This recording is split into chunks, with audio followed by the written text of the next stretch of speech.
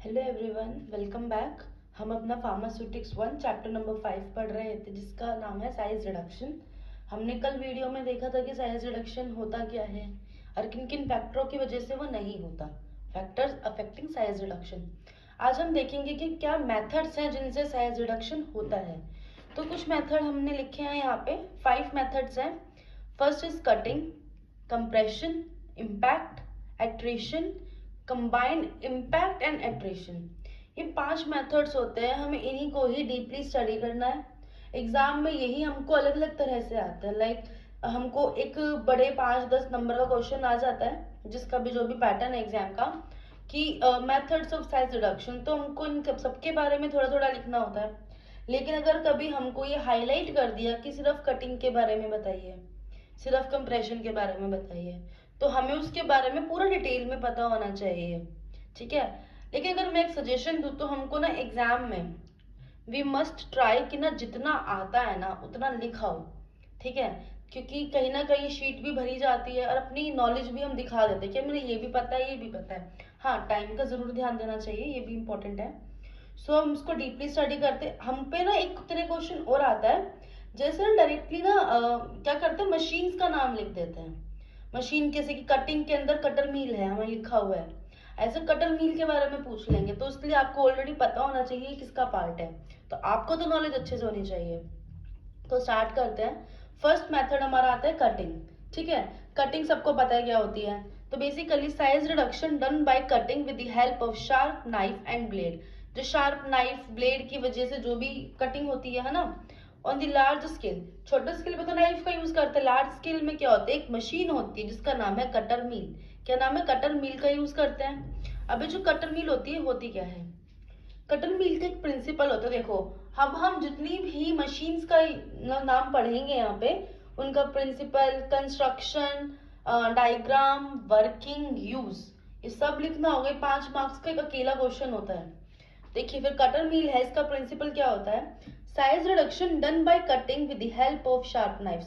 Principal बहुत easy है कि भाई साइज रिडक्शन करना होता है, और कैसे करना है? कटिंग से करना है। अब कटिंग किससे कर रहे हैं? शार्प नाइफ से कर रहे हैं, ठीक है। कंस्ट्रक्शन में देखिए क्या है इसमें, इसके अंदर 2 तरह के नाइफ फिट होते हैं। 2 टाइप ऑफ नाइफ फिट। एक होता है स्टेशनरी, मतलब रुका हुआ।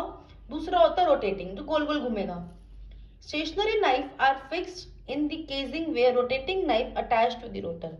क्या है, जो स्टेशनरी नाइफ है ना, वो फिक्स्ड रहेगा, ठीक है। अब स्टेशनरी का तो मतलब फिक्स्ड ही है। और जो रोटेटिंग नाइफ है, वो रोटर, एक ना मशीन लगी रहती है रोटर, जो गोल गोल घूमती है, उसी के अंदर नाइफ को फिट कर देते हैं। जब मशीन गोल गोल घूमेगी तो नाइफ भी गोल गोल घूमेगी, तो इसलिए इसको रोटेटिंग नाइफ बोल दिया गया है। Upper part of casing contain hopper inlet. इसके अपर पार्ट भी होता है जिसके अंदर क्या होता है, होपर लगा होता है इनलेट के लिए, वहां से हम मटेरियल डाल रहे हैं। Whereas lower part has a screen of desired aperture size. और लोअर पार्ट पे स्क्रीन होती है। देखिए, सपोज करो कि ना एक ऊपर से लाइक ऊपर जो एक होपर है, वहां से मटेरियल डाल रहे हो, ठीक है। एक मशीन सी, गोल सी मशीन है, उसके अंदर नाइफ है बहुत सारे, वो उसको काट रहे हैं, ठीक। और नीचे ना एक स्क्रीन लगी है। स्क्रीन का, स्क्रीन बोल लो या आप सीव बोल लो, कुछ भी बोल लो। सपोज करो उस सीव का, स्क्रीन का नंबर 18 है, ठीक है। अब सिंपल सी बात है, अब जो 18 नंबर की सीव है, उसके अंदर से जब कभी भी आपका पार्टिकल कट कर उसके साइज का हो जाएगा, सीव के साइज का हो जाएगा, वो तभी पास ऑन करेगा। उससे पहले वो पास ऑन करेगा यानी ऊपर ही अटका रह जाएगा, स्क्रीन के ऊपर ही रहेगा और बार बार गोल गोल घूमता रहेगा। तो जब इस प्रोसेस को करते करते जब कभी भी जो मटेरियल हमको डिजायर्ड साइज का मिल जाएगा, जिसकी हमने स्क्रीन लगा रखी है जिस साइज की, वो ऑटोमेटिकली नीचे स्क्रीन से पास ऑन होके आ जाएगा। तो इसका बहुत सिंपल सा प्रिंसिपल है। इसका हम डायग्राम भी देखते हैं अभी। ये इसका डायग्राम है, डायग्राम कटर मिल का है। देखो इसके अंदर कैसे है ना, ऊपर एक फीड करने के लिए होपर है, यहाँ से मटेरियल जा रहा है। ये एक स्टेशनरी नाइफ लगे हुए हैं, ये स्टेशनरी रहते हैं नाइफ्स, ठीक है। और एक बीच में एक रोटर लगा हुआ है जैसे घूम रहा है, और इस रोटर पे क्या लगे हुए हैं, ये नाइफ लगे हुए हैं, रोटेटिंग नाइफ लगे हुए हैं। तो अंदर वाले रोटेटिंग नाइफ हो गए, बाहर वाले स्टेशनरी नाइफ्स हो गए। अब ये घूम रहे हैं, यहाँ से हमने मटेरियल डाल दिया, हमारा मटेरियल यहाँ से अंदर जा रहा है। फिर ये नीचे एक स्क्रीन लगा दी गई है, जब मटेरियल जो भी कोई घूम रहा है इसके पास से आ जाएगा। अगर डिजायर्ड साइज का हो जाएगा, इतना छोटा हमारा रिडक्शन हो जाएगा, तो क्या रहेगा, यहाँ से पास ऑन होके हमको प्रोडक्ट मिल जाएगा। बस ये इसका नॉर्मल सा प्रिंसिपल है, वर्किंग है। देखो वर्किंग लिख रखी है मैंने, अच्छे से समझते हैं इसको। Material to be cut put into the hopper mill, hopper mill के अंदर मटेरियल को डालेंगे। रोटर रोटेट हाई स्पीड, जो रोटर है, जो बीच वाला ये पार्ट था ना रोटर का, ये बहुत हाई स्पीड में गोल गोल घूमेगा। Due to the rotation of rotor material, जो रोटेशन होएगा रोटर का, मटेरियल का भी रोटेशन हो जाएगा। Come very close between stationary knife और नाइफ एंड रोटेटिंग नाइफ, जो मटेरियल है बहुत ज्यादा क्लोज किसके आ जाएगा, रोटेटिंग नाइफ के बीच में, स्टेशनरी नाइफ के बीच में। देखिए जब हमारे घर में मिक्सी वगैरह होती है ना, वो क्या होता है, ग्राइंडिंग मशीन होती है वो भी, उसके अंदर तो नाइफ नहीं लगे होते नीचे की साइड में, है ना, नाइफ लग रहे होते हैं, वही घूमते हैं और वही नाइफ क्या करता है, वही तो काट रहे होते हैं। ठीक है, तो जो हमारे घर की मिक्सी होती है ना कहीं वो कटर मिल की तरह ही तो होती है। नेक्स्ट देखिए, it cut material into smaller pieces. Screen retain material, ये इंपॉर्टेंट है, जो स्क्रीन है वो मटेरियल को अपने पास रिटेन रखती है मील के अंदर ही, until desired size reduction has been affected, जब तक उसको डिजायर्ड साइज नहीं मिल जाएगा तब तक मटेरियल स्क्रीन के अंदर ही रहेगा और वो बार बार घूमता रहेगा। जब एक बार उसको डिजायर्ड साइज मिल जाएगा तो प्रोडक्ट है कलेक्ट कर लेंगे हम सीव से, अपने आप छन के नीचे आ जाता है वो। ठीक है, तो उसका यूज कहाँ करते हैं, it is use to obtain coarse degree of size reduction of soft material like roots peel wood. Coarse degree चाहिए होता है, लेकिन इसमें ये नहीं होगा एकदम आपको बहुत ज्यादा छोटा मिल जाएगा, फाइन पाउडर मिल जाएगा, हमेशा नहीं हो सकता कि बहुत ज्यादा फाइन मिल जाएगा, थोड़ा सा कोर्सली पाउडर मिलता है हमको, कोर्सली डिग्री ऑफ साइज मिलता है। पाउडर जरूरी भी नहीं, जैसे कि रूट्स है, फाइबर्स है ना, इसमें तो पाउडर मिलना मुश्किल होता है, लेकिन जो हमको प्रोडक्ट मिलता है थोड़ा कोर्स फॉर्म में मिलता है। ठीक, second is compression, second method है हमारे पास कंप्रेशन का। In this method material crushed bye the application of pressure, इसके अंदर हम क्या करते हैं, कूटते हैं। ठीक है, कोई भी मटेरियल है उसको क्रश करते हैं, उसका साइज रिड्यूस करते हैं एक प्रेशर अप्लाई करके। क्रश करने में तो देखो प्रेशर लगता ही है ना। स्मॉल स्केल की हम बात करें साइज रिडक्शन के लिए, हम पेसल मोटार लेते हैं, है ना, बहुत इजी लैंग्वेज में ओखली जो घर में होती है। ठीक है, चाय बनाते हैं अदरक कूटते हैं, वो सारा कंप्रेशन में ही आ जाता है। लार्ज स्केल के लिए हम इसके अंदर रोलर मिल यूज करते हैं। क्या यूज करते हैं, रोलर मिल। अब इसी के बारे में पढ़ते हैं, रोलर मिल क्या है।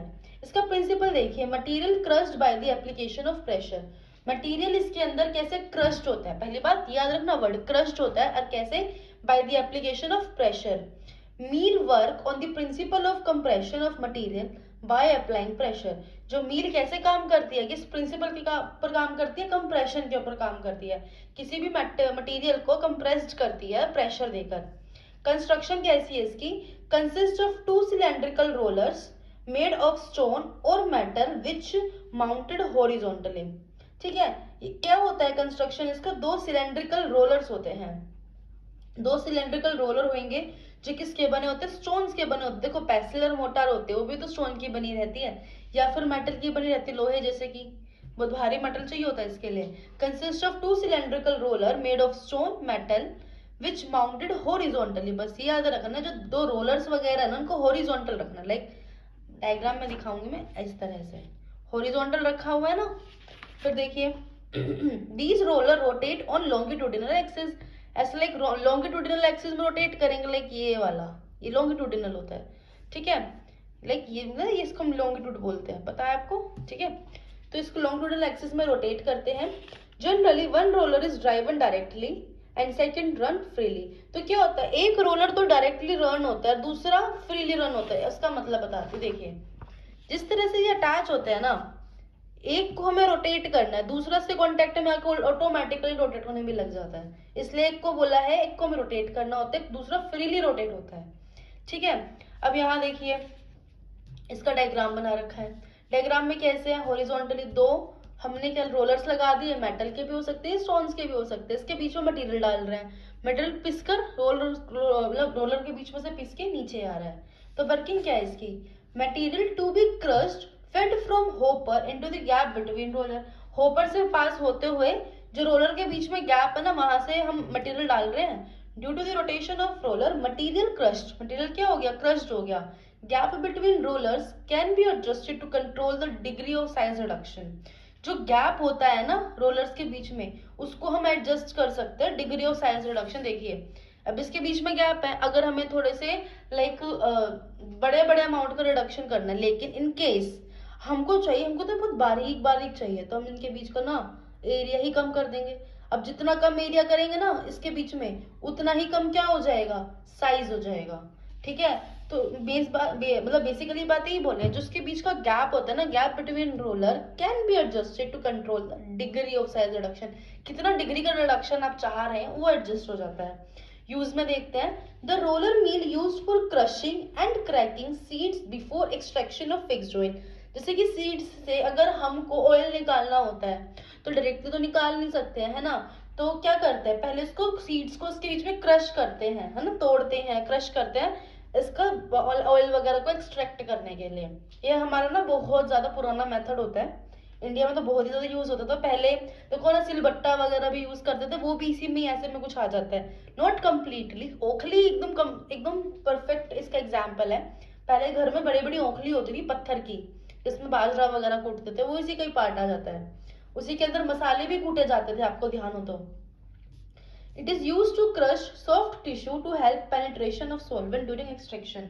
जो soft tissues भी रहते हैं ना, मटेरियल रहेगा soft tissues का, वो भी इसके अंदर क्या करते हैं, मतलब इसी की हेल्प से उसको कूटा जाता है, जिसकी वजह से क्या होएगा, कोई भी हम सॉल्वेंट डालेंगे ना उसका पेनिट्रेशन अच्छे से होगा एक्सट्रैक्शन के टाइम पे। सो अभी हमने 2 मेथड पढ़ लिए, एक कटिंग एक कंप्रेशन, 3 मेथड और रह गए हैं, वो अपने नेक्स्ट वीडियो में कवर करते हैं। तब तक के लिए kindly like share and subscribe जरूर कर लेना, ताकि इधर उधर चैनल खोए ना। सो तब तक के लिए बाय बाय।